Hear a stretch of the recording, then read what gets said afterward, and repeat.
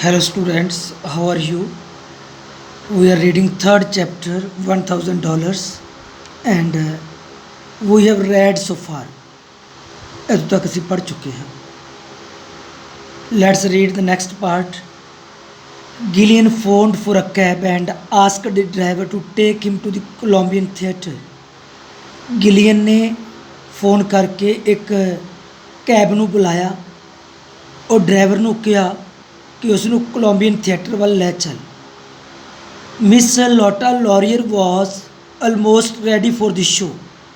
ਔਰ ਜੋ miss Lotta ਲੌਰੀਅਰ ਸੀ ਉਹ ਲਗਭਗ ਸ਼ੋਅ ਦੇ ਲਈ ਤਿਆਰ ਸੀ.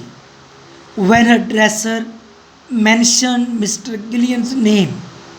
ਜਦੋਂ ਉਸ ਦੀ ਡਰੈਸਰ ਨੇ ਮਿਸਟਰ ਗਿਲੀਅਨ ਦੇ ਆਉਣ ਦਾ ਜ਼ਿਕਰ ਕੀਤਾ. ਲੈਟ ਹਿਮ ਇਨ ਸੈਡ ਮਿਸ ਲੌਰੀਅਰ.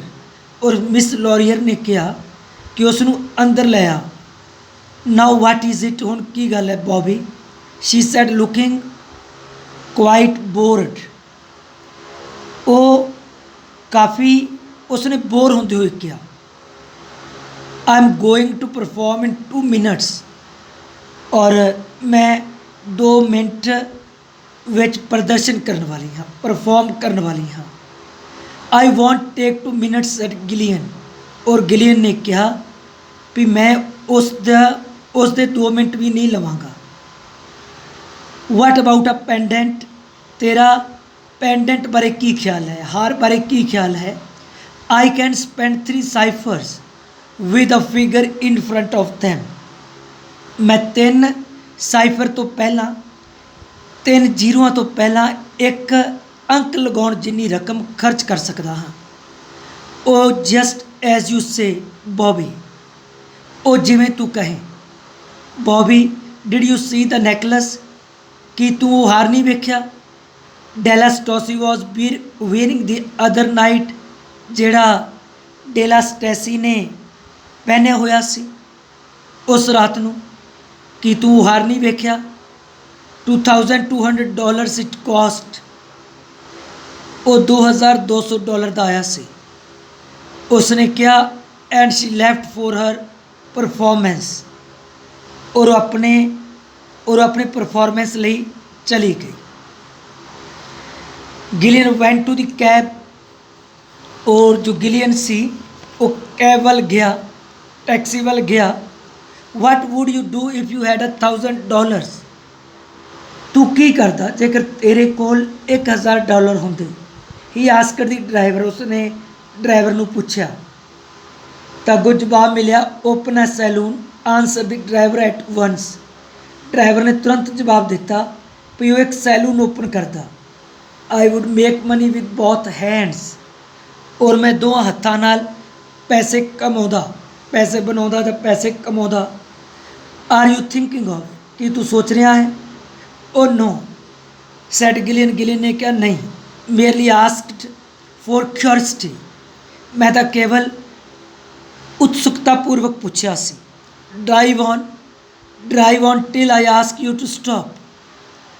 ਔਰ ਚੱਲਦੇ ਰਹੋ ਜਦੋਂ ਤੱਕ ਮੈਂ ਤੈਨੂੰ ਰੁਕਣ ਲਈ ਨਾ ਕਹਾਂ. 8 blocks down the Broadway, Gillian saw a blind man selling pencils on the sidewalk. ਔਰ ਬ੍ਰੌਡਵੇ ਦੇ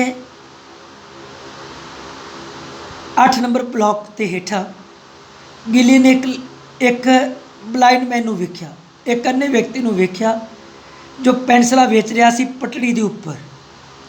ਗਿਲੀਅਨ got out of the cab. ਔਰ ਜੋ ਗਿਲੀਅਨ ਸੀ ਉਹ ਟੈਕਸੀ ਤੋਂ ਉਤਰਿਆ ਔਰ ਸਟੂਡ ਬਿਫੋਰ ਹਿਮ. ਔਰ ਉਸ ਦੇ ਸਾਹਮਣੇ ਜਾ ਕੇ ਖੜਾ ਹੋ ਗਿਆ. Excuse me he said but tell me what you would do if you had $1000. ਤਾਂ ਉਸਨੇ ਜਾ ਕੇ ਉਸ ਕੋਲੋਂ ਪੁੱਛਿਆ ਐਕਸਕਿਊਜ਼ ਮੀ, ਮਾफ़ ਕਰਨਾ. ਉਸਨੇ ਕਿਹਾ ਮੈਨੂੰ ਦੱਸੋ ਬਈ ਜੇਕਰ ਤੁਸੀਂ ਕੀ ਕਰਦੇ ਜੇਕਰ ਤੁਹਾਡੇ ਕੋਲ $1000 ਹੁੰਦੇ. You have got down the cab just now. ਕੀ ਤੂੰ ਹੁਣੇ ਹੀ ਟੈਕਸੀ ਵਿੱਚੋਂ ਉਤਰਿਆ ਹੈ. Take a look at this. ਜਰਾ ਇੱਧਰ ਵੀ ਦੇਖੋ.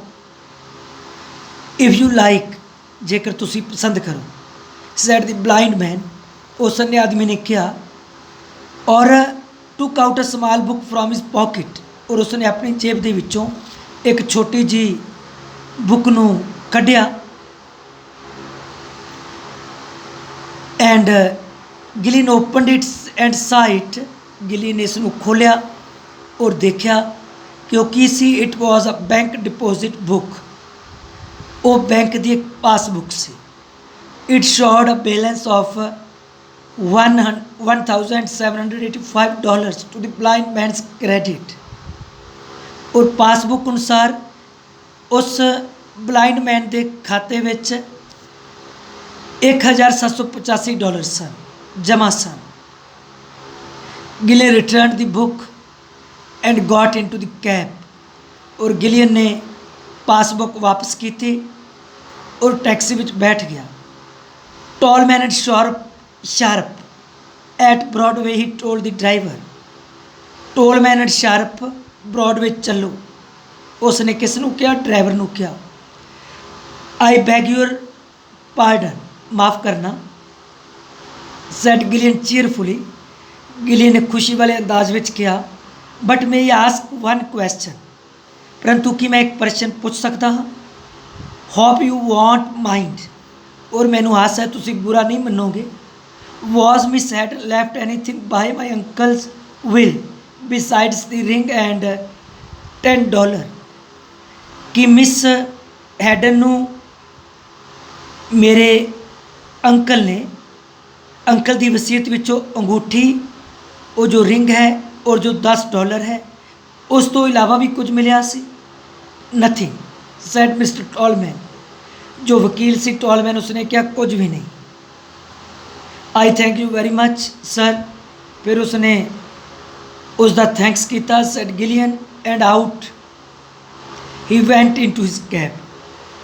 और गिलियन ने क्या? और बाहर निकल के टैक्सी में बैठ गया। थैंक्स।